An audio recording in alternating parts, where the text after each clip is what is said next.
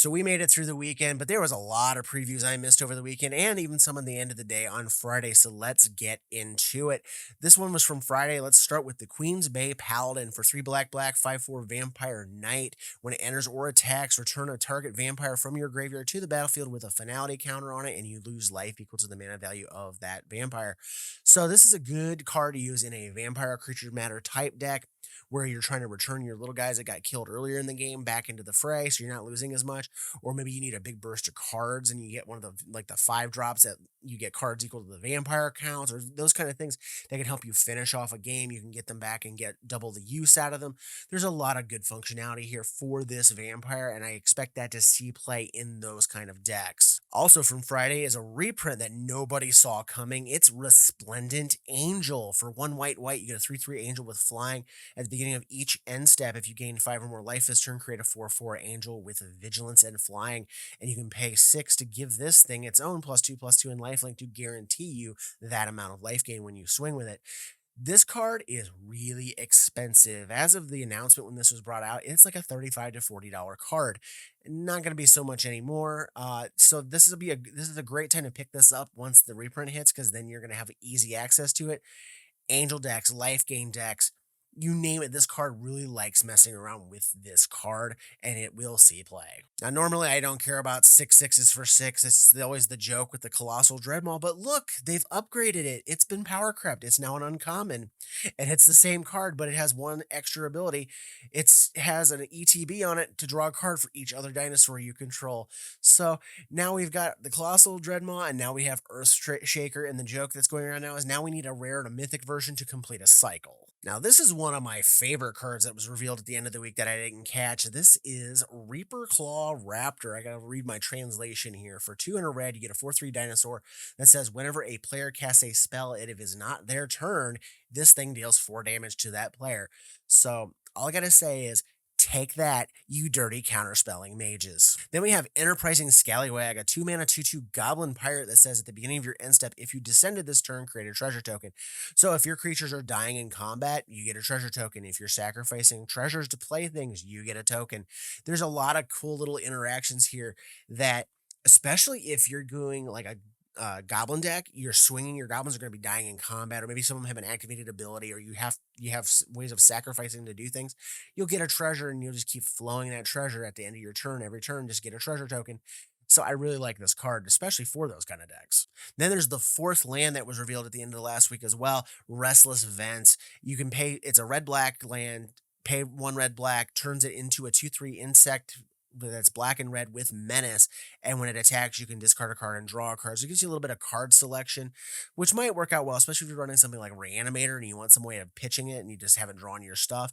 I see a lot of use for this card, and it would actually go great in the video that I'm actually putting out tomorrow, which you guys will see then for Halloween. Another one of the translated cards, let me get my translation out here. This is Twists and Turns. If a creature you control would explore, scry 1 instead, then the creature explores. So then you guarantee whether you're going to get the counter, or you're going to get the land off of it, or you're going to at least try to kick a land out of the way to get after the +1/+1 counter effect. And when Twists and Turns enters the battlefield, you go ahead and explore. So you automatically get 1 explore out of this for a green mana, which is pretty good. And then when a land enters the battlefield under your control, if you control 7 or more, you transform Twists and Turns, and it turns into this, which is Mycoid Maze. It's a land cave with add a green. 3 and a green, look at the top 4 cards of your library. You may reveal a creature from among those cards, put it into your hand, and then put the rest on the bottom of your library in a random order. So it gives you kind of a cool little explore setup, and then it gives you the ability to dig deeper into your deck to dig creatures out for just 4 mana. That's pretty good, especially if you're low on threats or you need to come up with answers for things. You can kind of dig a little bit deeper and dig into that for any kind of green deck you have going. Then this is Belligerent Yearling. For 1 and a red, you get a 3/2 trampling dinosaur that says whenever another dinosaur enters the battlefield under your control, Belligerent Yearling's base power becomes equal to that creature's power until end of turn. So imagine dropping a Galta on the board right after you drop this down. You will have a 12/2 trampler to swing with, or you drop down Galta and then it's a 7/2 trampler. There's a lot of function here where it's like, okay, it's a cheap dinosaur to get your dinosaur synergies going on with it, but then you get to slam the big boys down and make this into a big threat as well. So some standard players were kind of getting excited over the weekend over this card. It's Magmatic Galleon for 3 red red. You get a 5/5 vehicle that says when it enters the battlefield, it deals 5 damage to a creature an opponent controls. That's why they're getting excited, is because they can blow up a Shieldred the Apocalypse. And then whenever one or more creatures your opponents control are dealt excess non-combat damage, you create a treasure token. So if you hit something with that that's not 5 toughness, you can get a treasure, and then anything else that you hit with a burn spells also grants you treasure later. And then it can accrue for, low 2 drop cost. If something's outclassed, you just tap the 2/2 and put it into this and swing with this instead. So that's pretty good for standard. I could see this also seeing some play in commander because of the treasure stuff, especially if you're playing something like Amadane the Pyro Hammer. This card fits that deck like a T. Then we have our new Explorer commander, Nickenzil Current Conductor. For a green and a blue, you get a 2/3 Merfolk Scout that says whenever a creature you control explores a land card, you may put a land card from your hand onto the battlefield tapped. And whenever your creature you control explores a non-land card, put a +1/+1 counter on the current conductor. So this can go, a couple different ways, because the Explorer actually has to resolve first, and then the land would be put in your hand, and then you can put that land into play off of the trigger. Or you can, do multiple explorers if you have the ability to do so, to stack up counters on this thing. So that's really, really powerful. So if you have a way to get multiple explorers chained together with this, you could make this into a really big threat, and actually probably make it set up where you can make it unblockable, since we're in blue, and one-shot somebody with commander damage. So this is something that you could build around to do that kind of thing. Now, normally cards like this don't excite me all that much. It's an equipment, it's in black, it's like a big whoopee-doo. But Bloodthorn Flail for a black, the equipped creature gets +2/+1. You pay 3 to equip it, or you discard a card. That's the thing that makes it a little more exciting, the discard a card function, because as long as you have a couple of different creatures, you can repeatedly discard cards to this to move the equipment around, and then you can fill your graveyard up for various things. You can get the descend mechanic to work a little bit better if you need to. There's some good functionality with this card that assists you in doing other things, and I kind of like that, so that's why I'm bringing it up in the video. Now, this one was from, I think, either yesterday or earlier this morning. This is Sentinel of the Nameless City. For 2 and a green, you get a 3/4 Merfolk Warrior Scout with Vigilance that says whenever it enters the battlefield or attacks, create a map token, which then those can be sacked to explore. So first off, it's pretty good rate. It's a 3/4 for 3, which is a little smaller than some of the green rares that we've been getting lately. Usually those are 4/4s, but this thing can actually be made bigger with all the map tokens you generate off of it down the line, and you can make your other creatures bigger with it as well, unlike those other creatures. So this has actually kind of got an interesting tilt to it, where you get a nice body that survives a lot in combat, can be made bigger off of its own abilities eventually, or you can pump up some of your other little guys as well. Then we have what people are calling the upgraded portable hull. For a white, you get the Dusk Rose Reliquary. It's an artifact that you have to sacrifice an artifact or creature as an additional cost. It has Ward 2, but then it exiles any target artifact or creature until you lose the reliquary.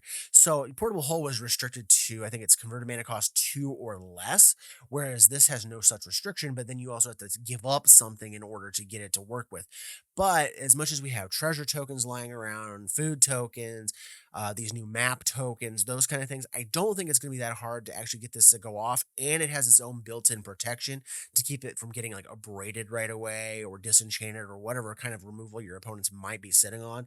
So this is going to take something out of commission and probably do it for at least a turn or two before they come up with an answer to get rid of it and get their thing back. And by then you might be set up just to finish them off. Got to go back into my translations here. This is Starved Revenant for 2 black blacks. It's a spirit horror, a 4/4 that says when it enters the battlefield, surveil 2. Then for each card you put back on top of your library, you draw a card and lose 3 life.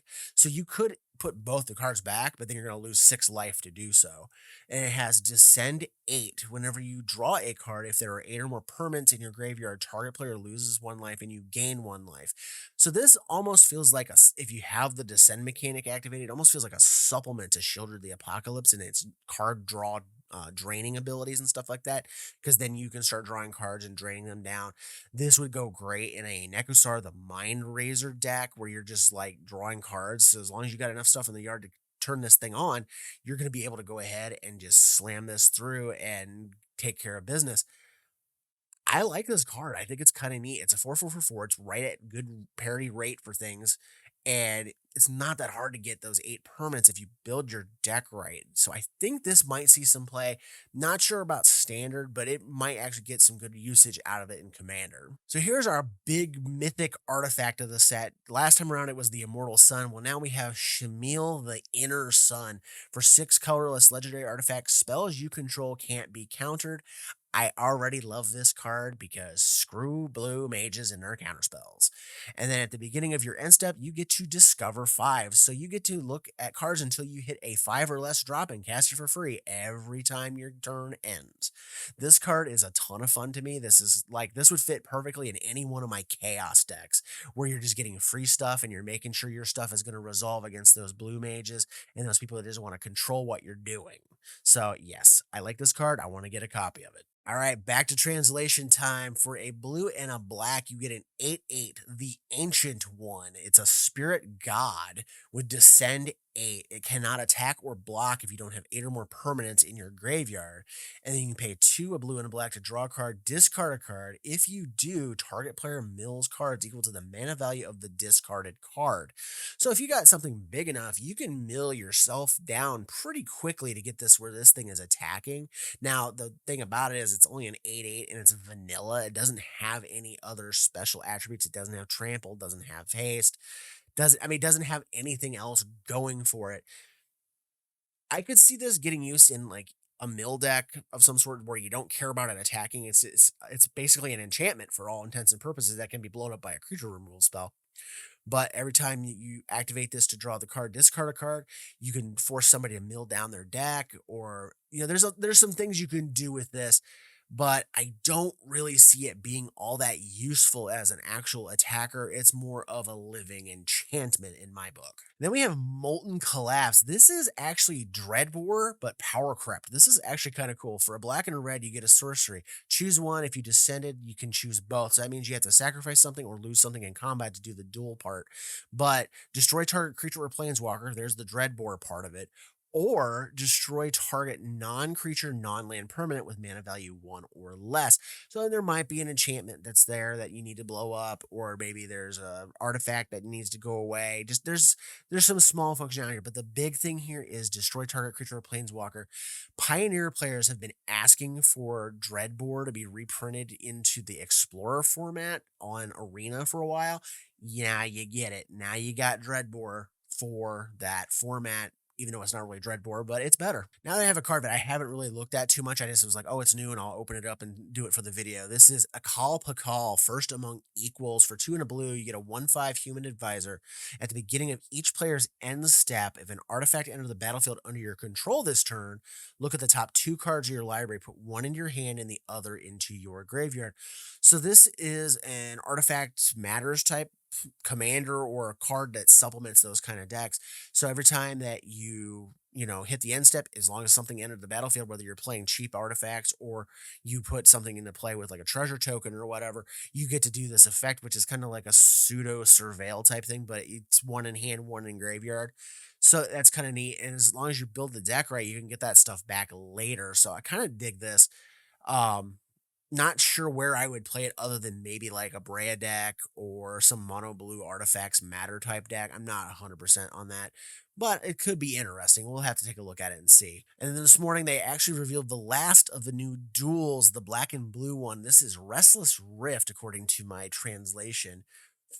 It taps for a black or blue, and then for 2 blue black, it becomes a 4/4 blue and black shark creature with death touch until end of turn.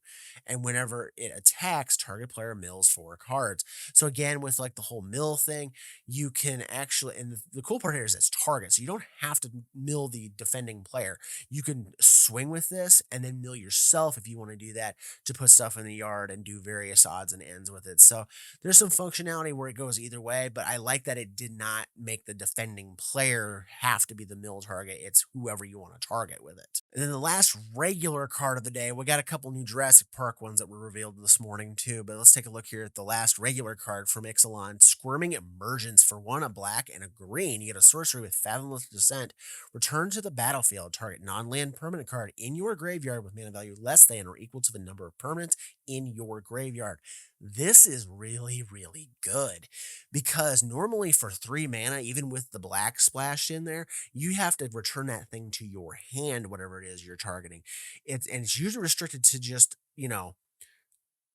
like a creature or some other like simple restriction that's built in this. This is any non-land permanent, and it goes straight back to the battlefield. So this is a great reanimation spell, perfect for those decks that want to sacrifice stuff.